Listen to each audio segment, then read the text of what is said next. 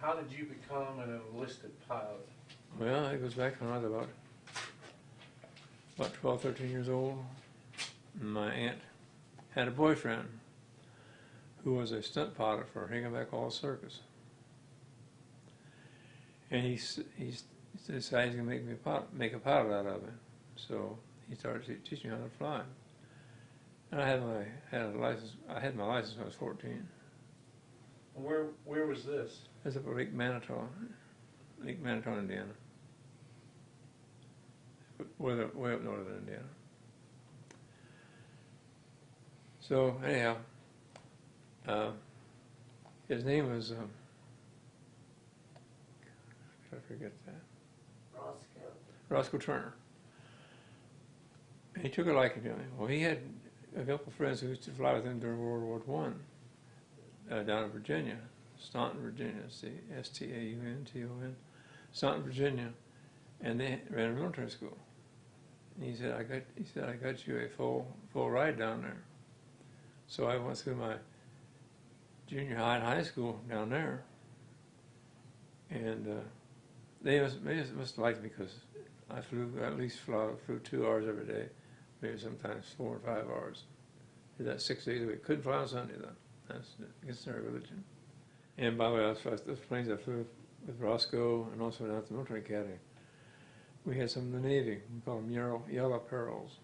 Yellow what? Perils, P-E-R-I-L-S. Yellow. Yellow in the Navy, and an aircraft is painted yellow, that's other people stay away. They're dangerous because student pilot got a roller. He was one of the 2 brothers that had the school. Had some friends in Washington, and he heard about this program they were getting going pretty strong because they knew the war was getting started. It's just right before Pearl Harbor happened. Mm-hmm. And he talked to some people down there, and they said they could take me in as a enlisted pilot. Enlisted pilot says I already had my license and everything. So that's what happened. I enjoyed it. I loved to fly to begin with. I did, and I got more. I got more in my belly full of it than it was over with. Because I went right overseas right away. Went on board the old U.S.S. Lexington. You say you was Uncle Sam 4 airplanes? He was in 4 down planes he had to get out of. Tell him about the one, especially the one. Well, see, he got rescued by a submarine one time. Yeah. And I thought it was an American submarine. Come find out it was Dutch, Netherlands or something. That was during the Battle of Coral Sea. Yeah. And then he landed on a carrier and his plane caught on fire, didn't it? Tell him about that deal, about that story. Well, I have to go back a little bit further than that now. This is when I first went overseas, and I was assigned to the Lexington, but she wasn't in port, and our planes hadn't gotten there yet. There was 50 of us went over in a group. And we had to wait around for kill time until the ship got in, and also they brought the other planes in by freighter. So we hung around there. My boss came up to me, the lieutenant commander, and said, "There's an ensign here down here. You know what an ensign is, don't you? That's the low down as you can get as an officer. Pretty low down. Anyhow, he said this ensign name is Schuster, and I can't forget that guy's name. Ensign Schuster wants to become a pilot, and I want you to take him up on one of the yellow perils and show him what it feels like to fly. He'd never been in an airplane. So I took him up. And I was sitting it's open cockpits. So I was sitting in the front cockpit, and Schuster was sitting in the back of the cockpit. You know, we could communicate with he had a funnel he could talk into, and it was in a hollow tube right up to my earphones. I couldn't talk back to him. He could talk to me if he wanted to. So we took off. We flew around a while. I did some things, a couple loops and some elements and a couple falling leaves and things like that, you know. Nothing very bad. And he made a mistake. He came on that tin can radio and said, "Is that all you can do?" And it made me sort of aggravated. So I reverted back to some of the stunts that Colonel Turner had taught me that when I was teaching how to fly. And I did some inside loops, which is a standard loop where your body's on the inside of the loop, your head is on the inside of the loop, and you go around, you know. Then I did an outside loop, and that's where you're just the opposite way. You just feel like you're going to fly out of the airplane any second. As long as you're strapped in, you're okay. And I didn't go to ask him if he had his straps on good and tight. He didn't, but he did fall out though. But anyhow, I did a few things like that, and I heard some funny sounds coming from back here, but I didn't pay attention to it. About a half hour later, I landed at Pearl. The skipper came out and said, "What did you do to that poor guy?" And I said, "What are you talking about?" He said, "Well, look at that side of that airplane." That guy had upchucked all over the plane. Okay, that's the beginning of the story. And he asked me what I said, what I thought about him. I said he'd never make an aviator. He couldn't do it. So later on in the war, it got going pretty good, and let's see, we were getting ready to escort. I was on another ship at this time. I was on Saratoga this time. When I ran across the same guy, he'd made an LSO out of him. You know what an LSO is? Landing signal officer. They'd made an LSO out of him, and he's supposed to help you land your plane. When he's standing on the stern of the ship with paddles. I got pictures of him here. And so we had just taken off. We were going to escort some bombers to a long-range raid. I was flying off the Saratoga then, CV3. And I was section leader. I had six officer pilots under me. 6 of us in a section.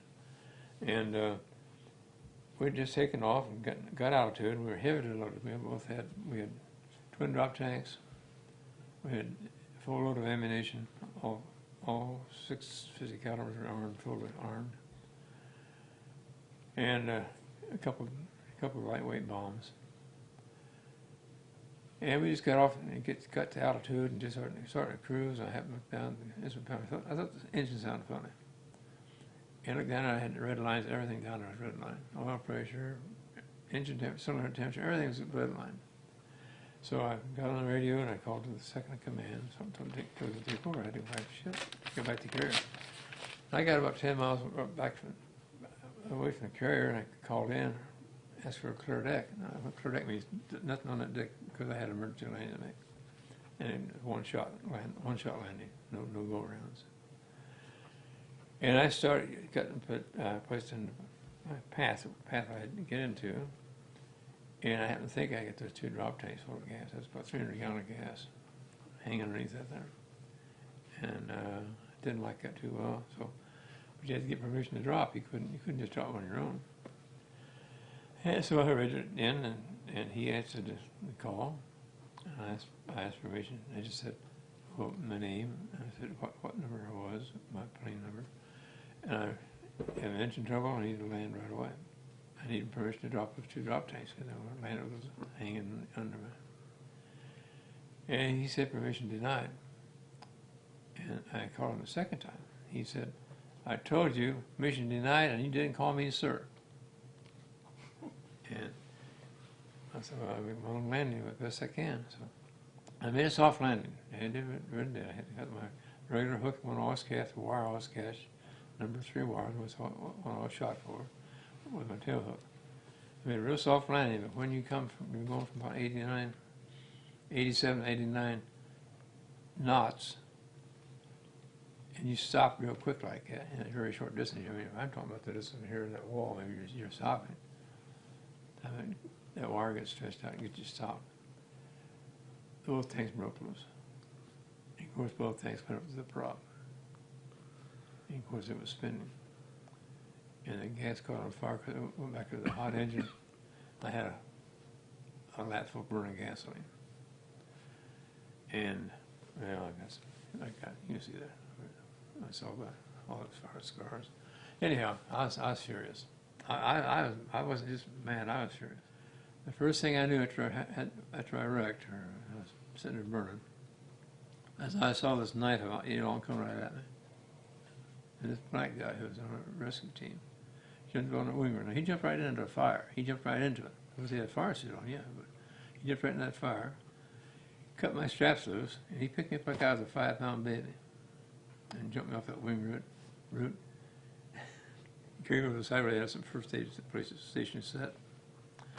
Laid me down. Well, they took a look at me and said, "Well, you're not burnt too bad, are you?" And I said, "No, I think I'm okay." He said, "Well, why don't you go down to the infirmary and get patched up down there?"